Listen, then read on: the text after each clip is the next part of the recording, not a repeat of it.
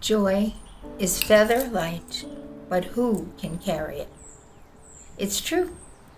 People get so bogged down with life, their brain, their mind, that they don't accept the joy when it comes. It's a dove.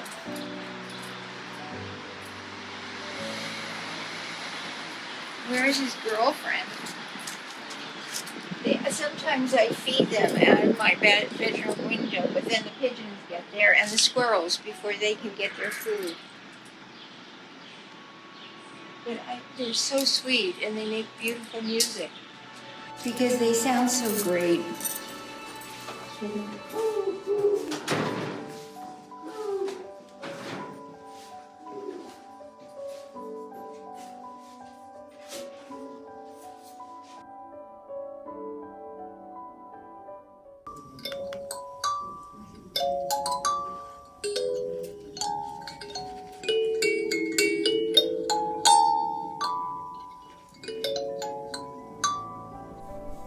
The planet is being raped by us, the human race. And I want to say something about that in my paintings. I want to say something about that. I want to say something that will manifest that. It's wonderful to paint animals for that reason, because animals can symbolize nature.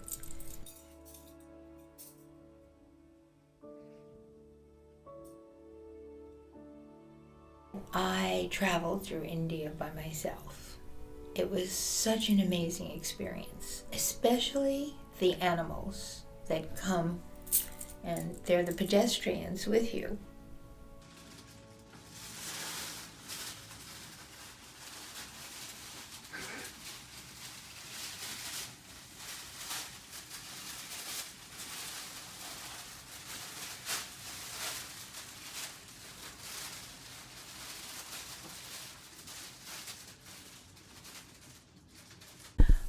I used to be a runner, and I liked running in the woods. So I used to run through the woods, down a path. One day I was running in that path, and a huge buck deer with antlers starting to come up just stopped in front of me, and I was running toward him, but I stopped. We both stopped, and I started talking to him. I said, "Don't worry, I'm not going to hurt you. I'm going to go back." I started walking backwards. And all of a sudden, he got up on his hind legs, and he went like that with his head. So I went like that with my head, and then we had this real communication. We both had fear of each other, but we really looked into each other's eyes. It was very powerful. Wow. Everything is really beginning to bloom. Wow.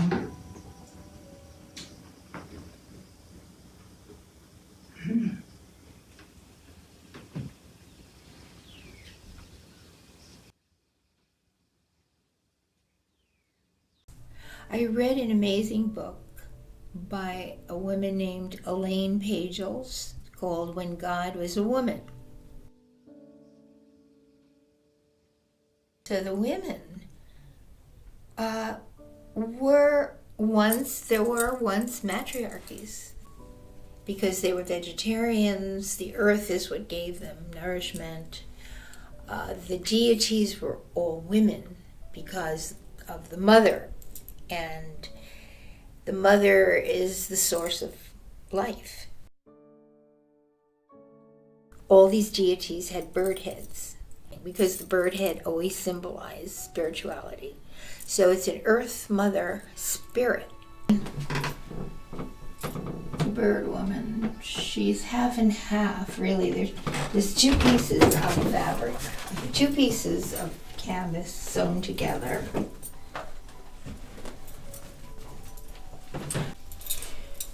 Those eyes are Barton Midwood's eyes, a writer.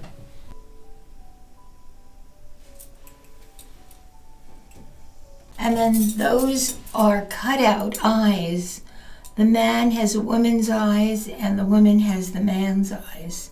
So they're seeing each other through each other's eyes.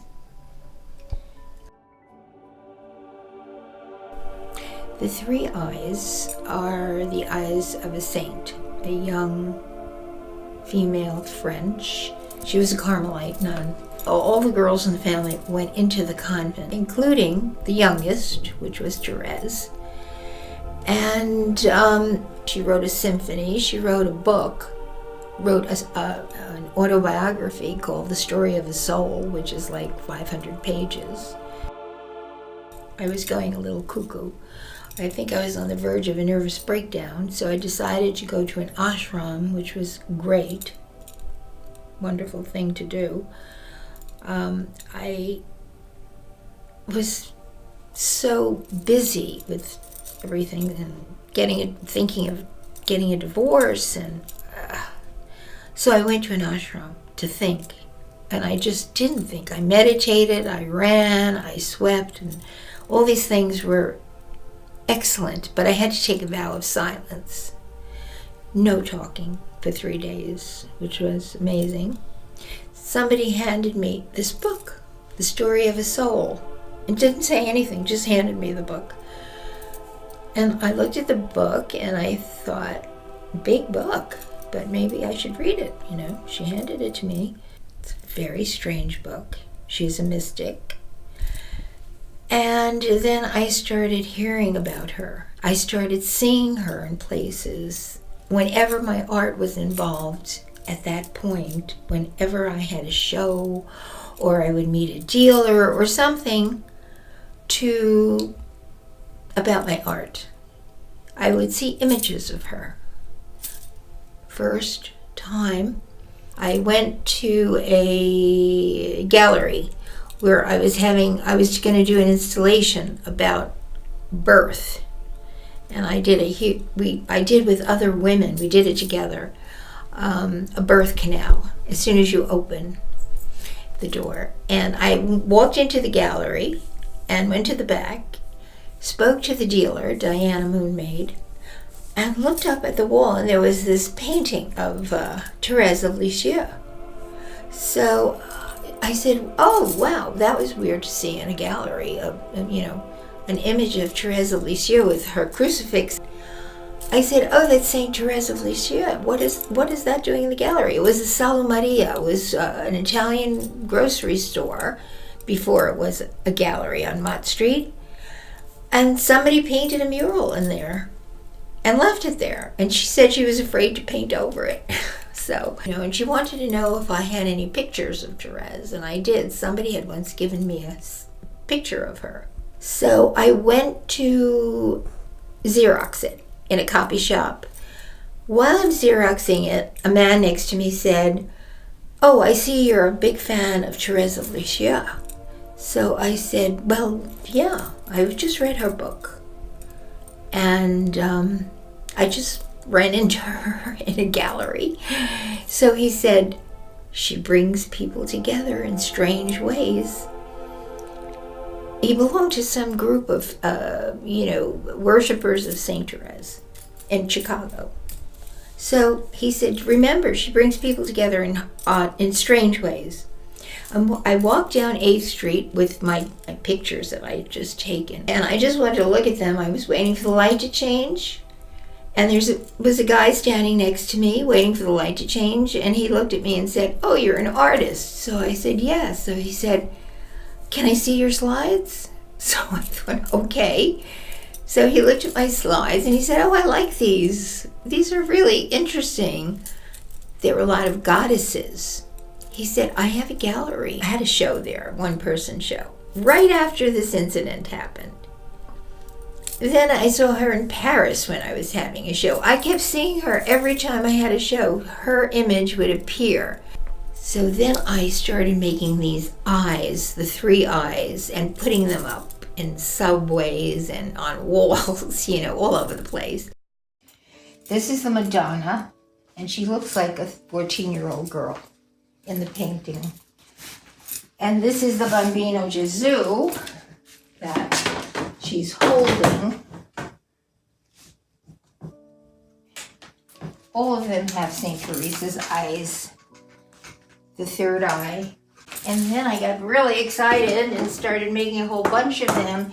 And then I made these narrow 3 eyes to put all over the subway on faces, advertisements. So sometimes I make little ones and then I cut them in strips. And then sometimes I make bigger ones and cut them in strips. Did I give you one of these or one of the smaller? And then you have to pull off the back, which is easy, and stick it on the wall. I'll give you another one just in case.